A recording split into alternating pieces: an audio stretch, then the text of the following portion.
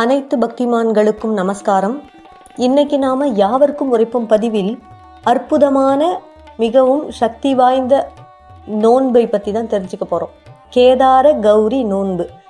இந்த கேதார கௌரி விரதம் என்பது தீபாவளி ஒட்டி வரும். இந்த விரதத்தை பல மக்கள் கடைபிடிக்கிறாங்க. இந்த விரதத்தை நாம் இருந்து நோன்பு கயிறு கட்டிக்கிறதால என்ன பலன்? இந்த நோன்பை பார்வதி தேவியை அனுஷ்டித்திருக்காங்க. ஏன் பார்வதி தேவி இந்த நோன்பை அனுஷ்டித்தாங்க? அதுக்கு என்ன வரலாறு? இந்த நோன்பு இருந்தால் நமக்கு என்னவெல்லாம் கிடைக்கும் அப்படின்றத பற்றி தான் விளக்கமாக பார்க்க போகிறோம். முன்னொரு காலத்தில் கைலாய மலையில் சிவனும் பார்வதியும் வீற்றிருக்காங்க. அப்போது பிரம்மா விஷ்ணு உட்பட 33 கோடி தேவர்களும் பார்வதி பரமேஸ்வரனை வணங்கிட்டு போகிறாங்க. அப்போது அந்த இடத்துக்கு பிருங்கி முனிவர் வரார். வந்தவர் என்ன பண்ணுறார்? சிவனை மட்டும் வழிபட்டுட்டு அம்பிகையை வணங்காமல் போயிடுறார். இதை பார்த்த அம்பாள் தன்னுடைய பிராணநாதராக சிவபெருமான் கிட்ட கேட்குறாங்க, ஐயனே, நான் இப்படி கேட்குறேன்னு மன்னிச்சிடுங்க.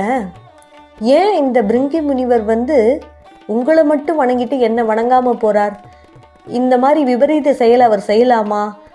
இது என்னன்னு எனக்கு புரியலையே அப்படின்னு சொல்லி கேட்குறாங்க அம்பாள். அதை கேட்டதும் சிவபெருமான் சிரிக்கிறார். சிரிச்சிட்டு, தேவி, பிருங்கி முனிவருக்கு எந்த பாக்கியமும் வேண்டாமா, அவருக்கு மோட்சம் மட்டும் இருந்தால் போருமா, அதனால தான் உன்னை விட்டுட்டு என்னை மட்டும் வணங்கிட்டு போகிறார் அப்படின்னு சொல்கிறார். இதை கேட்டதும் அம்பாளுக்கு கோபம் வருது. ஓஹோ, அப்படியா, சரி, பிருங்கி முனிவரே கொஞ்சம் நில்லுங்க அப்படின்னு சொல்கிறாங்க. உடனே பிருங்கி முனிவர் நின்றுட்டார். அம்பாள் சொன்னது கேட்டு, உங்களுக்கு மோட்சம் மட்டும் வேணும்னு சிவபெருமானை வணங்குனீங்க, ஆனால் உங்கள் உடம்புல இருக்க ரத்தம், உங்களுடைய சதை, தோல் எல்லாம் நான் கொடுத்தது, என்னோட சக்தி, அதனால் அதெல்லாம் கொடுத்துட்டு நீங்கள் போகலாம் அப்படின்னு சொல்கிறாங்க. உடனே பிருங்கி முனிவர் தாம் பண்ணது தப்புன்னு கூட உணராமல் என்ன பண்ணுறாரு? தன்னுடைய புத்தி அறிவிலித்தனத்தால் எல்லாத்தையும், ரத்தம் உட்பட எல்லாத்தையும் கிழிச்சு கொடுத்துட்றார். இது எல்லாத்தையும் சக்தி தேவி கிட்ட கொடுத்ததால என்ன ஆச்சு? அவர் உடம்புல தெம்பே இல்லை, நடக்க முடியாமல் தள்ளாடுறாரு. இந்த நிலையை பார்த்த சிவபெருமான், அட பிருங்கி முனிவரே, ஏன் இப்படி முட்டாள்தனமாக நடந்துட்டீங்க? சரி, இந்தாங்க இந்த கோலை தர, இந்த கோலை ஊன்றியாவது இதோட துணையோடு நீங்கள் உங்கள் ஆசிரமத்துக்கு போங்கன்னு கொடுத்துட்றாரு. பிருங்கி முனிவர் செய்த செயலால் அம்பாளுக்கு இன்னும் கோபம் தான் அதிகமாகுது. ஏன்னா சுவாமி என்ன பண்ணார்? பிருங்கி முனிவருக்கு தண்டை கொடுத்து இதை ஊன்றுகோலாக வச்சு நீங்கள் போயிட்டு வாங்கன்னு சொல்லிட்டார். ஏன் சக்தியை வணங்கலை அப்படின்னு ஒரு வார்த்தை கூட எதிர்த்து திட்டலையே பிருங்கி முனிவரை அப்படின்றதால சிவபெருமான் மேலேயும் இன்னும் கோபம் அதிகமாகிடுது. சுவாமி கிட்ட கோச்சிண்டு விண் உலகத்தை விட்டு நேராக பூலோகம் வராங்க அம்பாள். பூலோகம் வந்த அம்பாள் எங்கே போகிறாங்கன்னா, கௌதம முனிவர் இருந்தார் இல்லையா, அவருடைய ஆசிரமத்தில் போய் ஒரு மர நிழலில் அமர்ந்திருக்காங்க. இந்த கௌதம முனிவரோட ஆசிரமம் இவ்வளோ நாளாக எப்படி இருந்ததுன்னா, மழை இல்லாமல் அப்படியே வறட்சியாய் செடி கொடி எல்லாம் வாடி போயிருந்தது. ஆனால் பார்வதி தேவியே அவரோட ஆசிரமத்தில் மரத்தில் அடியில் உட்கார்ந்த பிறகு பூச்செடிகள் எல்லாம் உயிர் பச்சை பசேர்னு இருக்கு. எல்லா பூக்களும் பூத்து குலுங்குது. அந்த இடமே அப்படியே நறுமணம் வீசுது. மலர்கள் வாசனையால் நிரம்பி இருக்கு. இதெல்லாம் திடீர்னு இந்த மாற்றங்கள் நிகழ்ந்ததை எதிர்பாராத இந்த கௌதம் முனிவர் என்னடா, நம்ம ஆசிரமமே இவ்வளோ பசுமை நிறைந்ததா மாறிட்டு, அதுக்கு என்ன காரணம் அப்படின்னு சொல்லி பார்க்குறாரு. பார்த்தா மரத்தடியில் அன்னை பார்வதியே உட்காண்டிருக்காங்க. ஆஹா, லோகமாதாவே இங்கே உட்காண்டிருக்கிறதால தான் நம்ம ஆசிரமத்துக்கு இவ்வளவு ஒரு பசுமை வந்துடுத்து, நல்லது கிடைச்சிடுத்துன்னு சொல்லிட்டு பணிவோடு போய் அம்பாளை வணங்கிட்டு, தாயே, நீங்கள் போய் இந்த வெறும் தரையில் உட்காரலாமா? ஆதி பராசக்தியே, இந்தாங்க இந்த சிம்மாசனத்தில் அமர்ந்து என்னன்னு என்கிட்ட சொல்லுங்க, ஏன் இங்கே இங்கே கைலாயத்தை விட்டுன்னு அப்படியே பணிவன்போடு கேட்குறார்.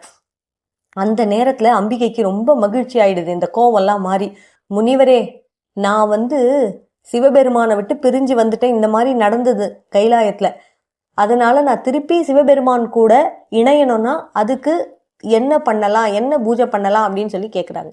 உடனே கௌதமர் சொல்கிறாரு, பூமியில் ஒரு நல்ல விரதம் இருக்குது, அதுதான் கேதார கௌரி விரதம். இந்த விரதத்தை நீங்கள் அனுஷ்டித்தீங்கன்னா கண்டிப்பாக சிவபெருமான் கிட்ட நீங்கள் சென்றடையலாம் அப்படின்னு சொல்லி அந்த விரதத்துக்கான வழிமுறைகள் எல்லாத்தையும் சொல்கிறார். அதை கேட்ட அம்பிகையும் உடனே அந்த விரதத்தை முறைப்படி செய்து சிவபெருமான் கிட்ட சென்று அடைகிறார்கள். சிவபெருமானும் அம்பிகையை மகிழ்வோடு ஏற்றுக்கொண்டு இதுவரைக்கும் ரிஷபாரூட மூர்த்தியாக இருந்த பரமேஸ்வரனும் பார்வதி தேவியும் அன்றிலிருந்து அர்த்தநாரீஸ்வரராக காட்சி கொடுக்க ஆரம்பிச்சிட்டாங்க. அம்பாளுடைய இந்த கேதார கௌரி விரதத்தால மகிழ்ந்து போன சிவபெருமான், என் உடல்ல சரிபாதிய உனக்கு தரேன் கொடுத்த நாள் அதுதான். அதனாலதான் இந்த கேதார கௌரி விரதம் மிகவும் சிறப்பு வாய்ந்தது. இந்த கேதார கௌரி விரதத்தை நாம் அனுஷ்டித்தால் அம்மையப்பன் அருளை நாம் பெற்று வளமோடு வாழலாம் என்று சாஸ்திரம் சொல்றது. இந்த கேதார கௌரி விரதத்தை தொடர்ந்து இன்னொரு கதை சொல்ல போறேன். அதுவும் ஒரு புராண கதை தான், தெரிஞ்சுக்கலாம். ஒரு சமயம் கங்கா நதிக்கரையில தேவ கன்னியர்கள் எல்லாரும் ஒன்று சேர்ந்து இந்த கேதார கௌரி விரதத்தை கடைபிடித்துன்னு வராங்க. அப்போ அந்த வழியா புண்ணியவதி பாக்யவதி என்ற 2 ராஜகுமாரிகள் வராங்க. அவங்க பேருக்கு தான் ராஜகுமாரி, ஆனா நாடு நகரம் செல்வம் எல்லாத்தையும் இழந்து மிகவும் ஏழ்மை நிலையில வாடுறவங்க. என்னதான் ராஜகுமாரியா இருந்தாலும் அவங்களுக்கு இப்போ மைனஸ்ல தான் இருக்காங்க. உடனே அந்த தேவ கன்னியர்கள் என்ன பண்றாங்க, அந்த நோன்பு கயிறை அந்த 2 பெண்கள் கிட்டையும் கொடுத்து கட்டிக்க சொல்றாங்க. அந்த நோன்பு கயிறை இவங்க 2 பேரும் கட்டினதுமே அவங்களுக்கு மிகப்பெரிய சர்ப்ரைஸ் காத்திருந்தது. அது என்னன்னா, அவங்களோட குடிசை வீடு மாட மாளிகையா மாறி இருந்தது. இழந்த நாடும் கிடைச்சிருந்தது. 2 பேருக்கும் அற்புதமா கல்யாணமும் நடந்து புத்திர பாகியமும் கிடைக்குது. இதுல புண்ணியவதி மட்டும் எல்லா வருடமும் தவறாம இந்த கேதார கௌரி விரதத்தை மிகவும் பயபக்தியோட எடுக்கிறாங்க. ஆனா இந்த பாக்யவதி என்ன பண்றாங்க, கேதார கௌரி விரதத்தை எடுக்காம அலட்சியப்படுத்துறாங்க. புண்ணியவதி கௌரி விரதம் எடுத்துட்டு நோன்பு கயிறை கொடுத்தாங்க. அதை இவங்க கட்டிக்காம அலட்சியமா ஒரு அவரப்பந்தல் மேல தூக்கி போட்டுறாங்க. உடனே என்ன ஆகுது, இந்த பாக்யவதி கிட்ட இருந்த செல்வம் எல்லாம் போய் வறுமை அவங்களை ஆட்கொண்டு விட்டது.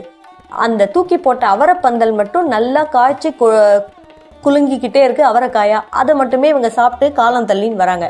ஒரு நாள் இந்த பாக்யவதி என்ன பண்றாங்க, தன்னோட பிள்ளையை அழைத்து, மகனே நாம ரொம்ப கஷ்டப்படுறோம், போய் உன் பெரியம்மா புண்ணியவதி கிட்ட கொஞ்சம் பொருள் கேட்டு வாங்கின்னு வா அப்படின்னு சொல்றாங்க. உடனே அந்த பையனும் பெரியம்மா வீட்டுக்கு நடந்ததெல்லாம் சொல்லி, எங்க அம்மா இந்த மாதிரி பொருள் கேட்டாங்க அப்படின்னு சொன்னதும் புண்ணியவதியும் பொருள்லாம் கொடுத்து அனுப்புறா. ஆனா அதை வாங்கின்னு வரும்போது குளக்கரையில மூட்டையோட என்ன பண்றாங்க, திருடன்கள் தூக்கின்னு போயிடுறாங்க. அதனால வருத்தம் அடைந்த பையன் திருப்பி தன்னோட அம்மா கிட்ட நடந்ததெல்லாம் சொல்றான். உடனே திருப்பி பெரியம்மா கிட்ட அனுப்புறாங்க.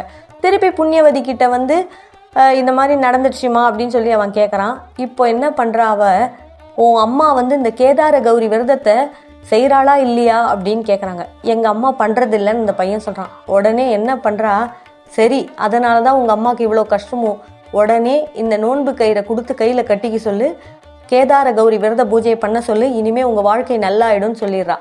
அதே போல இந்த பையன் அம்மா கிட்ட சொல்லி இந்த நோன்பு கயிறை அந்த அம்மா கட்டினதுமே அவங்களுக்கு நல்ல காலம் பிறக்க ஆரம்பித்து விட்டது. ஆகவே பக்தர்களே, இந்த கேதார கௌரி விரதத்தை ஸ்ரத்தையோட கடைப்பிடிச்சிங்கன்னா சிவன் பார்வதியோட அருள் என்றும் கிடைக்கும் என்று இந்த கதை நமக்கு அறிவுறுத்துகிறது. ஓம் சிவசக்தி. நன்றி.